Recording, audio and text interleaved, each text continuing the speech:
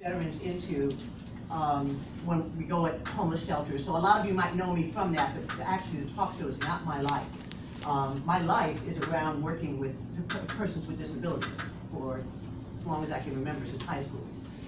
So, but when I went into the military, I became very, very involved with veterans, and I saw that there was a problem as I was going through my psychology training, that there was a problem with the fact that disability is perceived a little differently from people who are superheroes.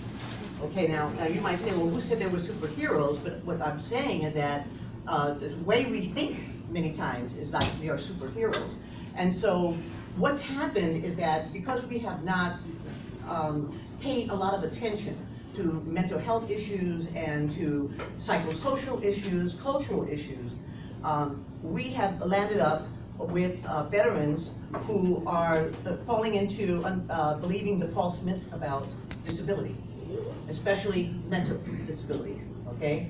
And so I looked at how we would name that a little differently, and differently came up. And so instead of saying disabled, you can say I'm differently abled. It doesn't mean that you don't recognize your disability, okay? I definitely don't want anybody to deny that, because some of you may get a check.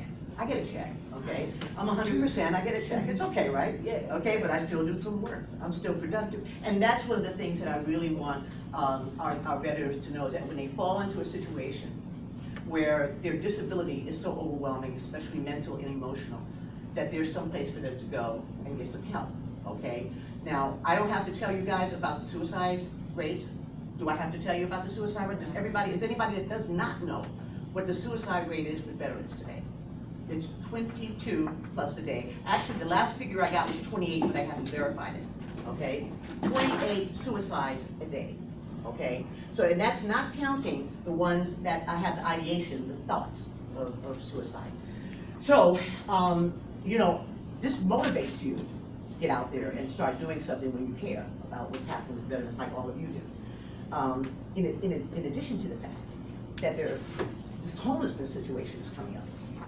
Okay, you know, what is it, 60% of the people that are homeless on the streets of Los Angeles, actually this whole western region, right?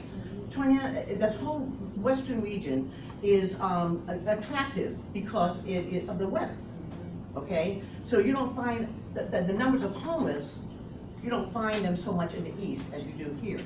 Is that why we're so bombarded? Absolutely, actually there are cities that put homeless on buses and get them. And actually relocate them.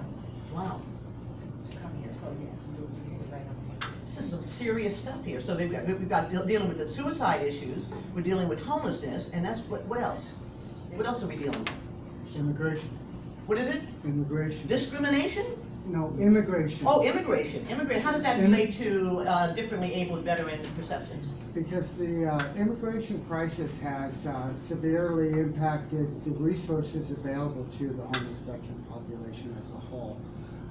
Generally, organizations and housing options that have been available to homeless veterans are now being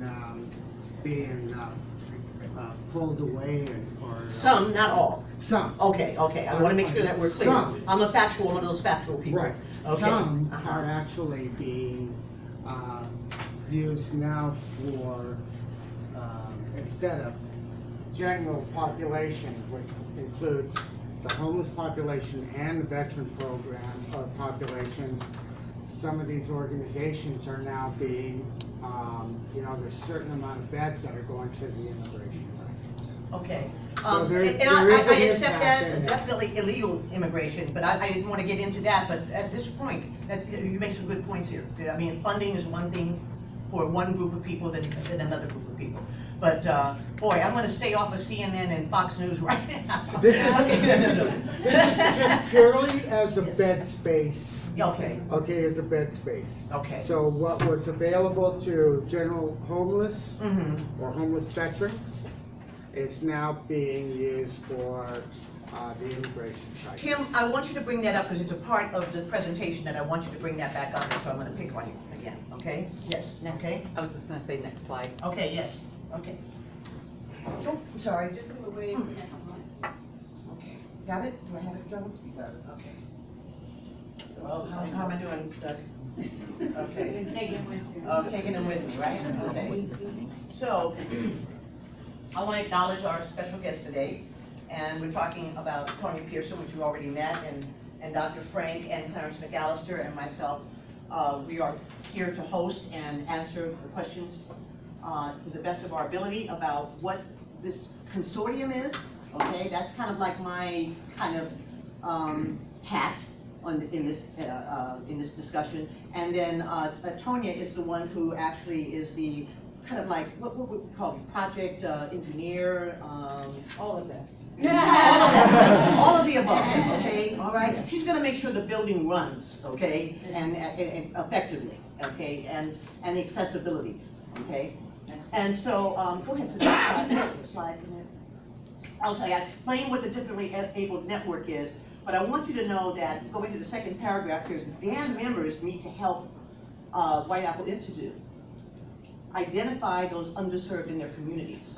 So what we do is we actually go out into the community and we knock on doors, and we're encouraging more people to do that, okay? Without further ado, I just want to make sure that we acknowledge Ms. Virginia Fargo, who is taking on the position of chair of our professional advisory committee. Okay. Thank you. Thank you. Thank you so much for being here. My pleasure, it's an honor. Okay, so why do we need a consortium? Why did I pull you in here to talk about a consortium of nonprofits? Because we need what, Gordon? We need what, Gordon? We need do-re-mi. Money. And all the nonprofits together, we're all struggling. Joan, I know you can attest to that too. You know, we're all struggling to try to compete for grants. Okay, right? You know, resources.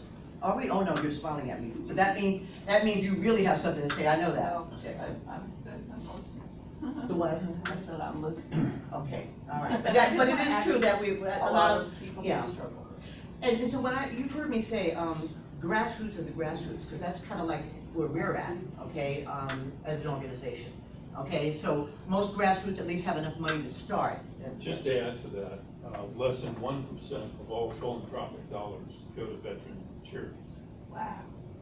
So it really puts a dent when you think about all of the billions of dollars, and we get less than 1%.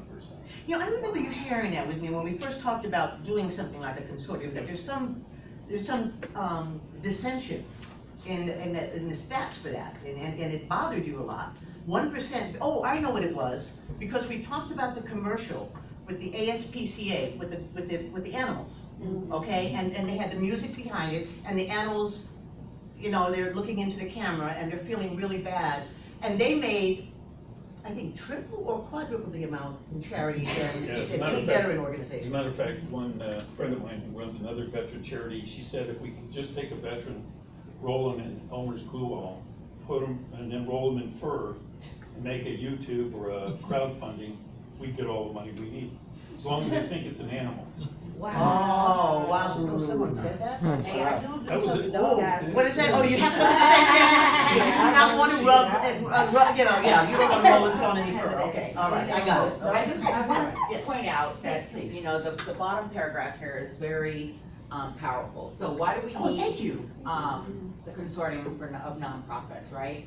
So we need a unified network of nonprofits collaborating and sharing resources to provide underserved women and men veterans in their transition from homelessness to affordable housing, school, college, workforce, home ownership, and productive citizenship. So that's why we're all here today, to kind of go over what ideas we can come up with and see what type of either funding or support Ideas. we can get from Ideas, White brainstorm. Apple. That's right. Next Thank slide. you, please. Oh, I God, don't worry, really, I love am. you. Okay, all right. All right, so the goals for our focus Okay. group today are gonna be the purpose of the consortium, statement of intentions, that'll be our phase one, and then survey of needs for veterans and their families, survey of needs for all grassroots service agencies, and then also to determine feasibility moving forward into the phase two. Next slide. Okay, no, hold on No, just a minute. we're gonna stop. No, Okay, sorry, go ahead. okay. Go back to just a minute on that side. The last one, determine feasibility to moving forward, okay? Very important that you leave here with that in mind, is that that's what we're trying to do today, to just determine whether or not we really want to move forward. This is phase one. of the focus group. We're just trying to see if this is even a feasible idea with the things that you're gonna hear in a few minutes, okay? Go ahead. Now, are we looking to be a Yes. clearinghouse? Is this like the foundation for becoming a clearinghouse for veteran needs and homeless needs and so on? Well, I think, yes, I think that's not inappropriate what you said, but it's more than that. Because if you look around the room and encourage everyone around the room, they're all in different arenas, different. Right, so we don't want to reinvent the wheel, we want to use the wheels we got. Yes, absolutely, very good point, very good point, thank We have a you. note taker? My daughter's gonna help you with this. She is my co-host. Okay. Along those lines, is this gonna be available to us, Doctor?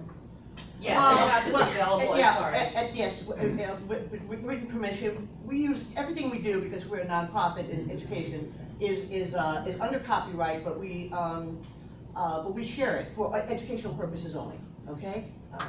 So not all the information will be available because, we want to keep some of this stuff ourselves, yeah, but we just will have like a general some of these PowerPoint, notes. correct, Yeah. we will. So, here's an opportunity, struggling nonprofits to join a growing network to collaborate on, increasing the revenue. So, how can we increase the revenue for, our veterans and for White Apple, Institute? Oh, wait a minute, Yes. deeper than that, Yes. okay? You heard what she said just now, increasing revenue. I didn't feel the energy in the room, like jumping out and saying, yeah, we do need to increase revenue, Yes, we need Okay. revenue. We need revenue. all right? Okay. All right, so also sharing funds and sources, fundraising events, clerical and other supportive staff and services. So, prime example, for any type of clerical supportive staff, today for our meeting, we needed a little bit more assistance with getting things together. So, the increase in the revenue will definitely help us with, getting some support for clerical support, and even organizing fundraising events. Also providing successful and sustainable programs with interdependent policies. Do you Want me to comment on that elaborate a little little bit? Interdependent means that everybody in this room, if you think about a consortium, if you think about a mall, just think about a mall for a minute. What the idea is that one of the factors that we're dealing with about why there's so much recidivism, why there's continued homelessness, why after, for those of you that have worked in employment and training, the veteran gets a job, okay? And 3, 4 months, 6 months later, there's no job. Something happened. But it's not just a job, it's a downward spiral that begins from a psychological, from an economic standpoint, and then from a spiritual standpoint. It's like a disconnect happens. And we have not addressed that. What we do is we talk about the homeless and we bring them in, give them some housing, give them a job, okay? Make sure they can stand in line at the food bank, okay? Okay, and then we leave. What we're talking about as a consortium, developing a consortium, that all of us work together so that there is no leaving. There's no leaving behind either. No one left behind, okay? All right, so, quarterly retreats to stimulate conversation about new strategies, develop and implement action plans. So just basically to get together to brainstorm on